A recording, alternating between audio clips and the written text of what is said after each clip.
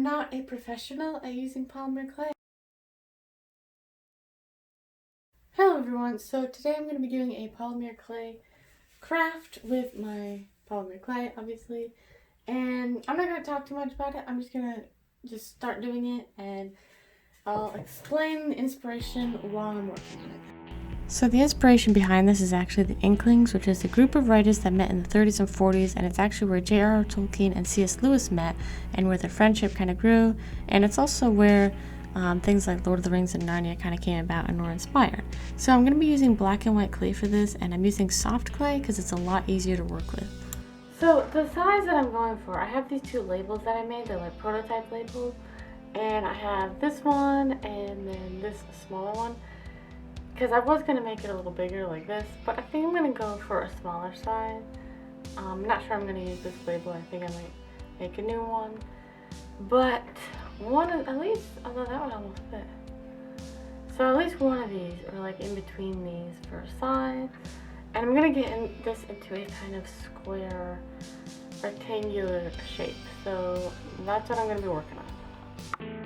This took a long time to shape, but once I got it all shaped, I actually did make a second one because I thought I was going to have to make it bigger or do it differently, but the first one actually ended up working, so that was good. And once I got it all shaped, I didn't show a lot of it because again, it took a long time. I added some gray to like the sides and the bottom because I wanted this to look like a glass jar filled with ink, and I just thought the gray on the sides just kind of give more of that effect, and it actually does look good, so I just kind of put that on, smoothed it over. I added some more black on the side just to kind of get those edges because the gray had kind of gotten a little too much in some areas. And then I made a really thin strip of gray and I put it around the rim because it's supposed to look like the rims, like if you take the cover off a jar, so it kind of looks like those rims. And then I just baked it in the oven at 275 degrees for 15 minutes. And once that was all baked, then I started working on the feather, and I did the stem in like a light gray, kind of like a light gray white mixture. It took me a long time to do the stem on this because I had to keep like adding to it and trying it out, so this did take a while. But then to do the actual feather part, I just took some white polymer clay and rolled it out, kind of got into a feather shape, and then just kind of added some detail and texture to it, trimmed it up. And then I attached it to the stem. And once it was attached to the stem, I just kept adding like light gray clay, white clay, and just layering it and just trying to blend it so it looked good. And once that was all done, I went over again with the X-Acto knife and I just added some more texture to the actual feather part to make it, look like a feather. And then after all that, I then baked it again, and actually, after I put it on the aluminum foil, I did kind of shape it a little bit more because it was just easier to work with. And before I baked it, I kind of folded it so that when it was baking, it would, instead of being flat, it would have a little bit of a shape to it. And once that was done, then I had to attach it to the ink bottle. So to attach the feather, I decided to use black polymer clay. And this took a lot of time because I had to keep trimming the feather, like the stem of the feather, and adding clay and adjusting it and molding it. It would have been a lot easier if I had just super glued it, but the clay does give a nice look, so even though this did take a lot of time and it was just a lot of adjusting, the look of it looks really good, so I'm glad that I used the clay. But yeah, after I did all this, like I said, it took a lot of adjusting and a lot of time to just make sure it looked good. But then I just baked it. I just used the aluminum foil to prop up the feather. But then this happened.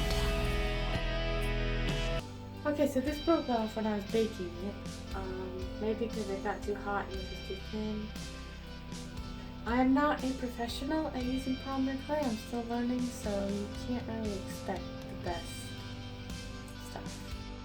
So to fix this, I just used some super glue and I glued that together, and then the feather was still kind of leaning and it wasn't very strong at the stem, so I just took a little piece of wood and I glued that onto the back of it, and I just covered that in polymer clay, and that was all fixed and secured. So to do the label, I had this little one that I made, and as you can see, it's really small and it's kind of a little off. So I was gonna use this prototype one that I made, and I even trimmed it down to see if it would work a little better. And just really quick, this is actually where I put that little piece of glue on the feather, and also where I repaired it with super glue, and both of those came out looking really good. And so yeah, like I said, I had this little one that I was gonna use, but then I decided to make this new one, which actually just looks so much better and just fits the bottle really nice. So this is the one that I decided to use, and I just attached it using some super glue, and I just glued it on there. Then I just covered the whole thing in this glossy polymer coating, like sealer thing, and I mainly focused on the bottom and where the label was because I didn't want the label to come off, and I wanted to make sure it was secure on there, and I wanted to have a good layer on the bottom because that's where it's going to be sitting.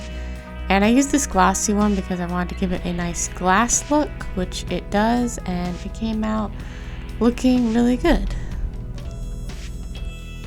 Okay everyone, so here it is, and it's all finished. I really like how it came out.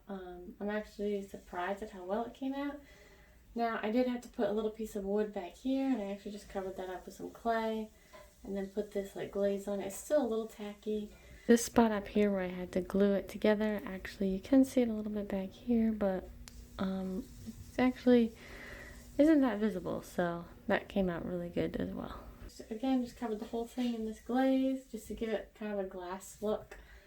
But yeah, it's all finished, and I'm really happy with how it came out. I really like how the feather came out and the detailing, and it's it took a little bit of effort to do, but it wasn't actually as hard as I thought it would be, so I enjoyed it.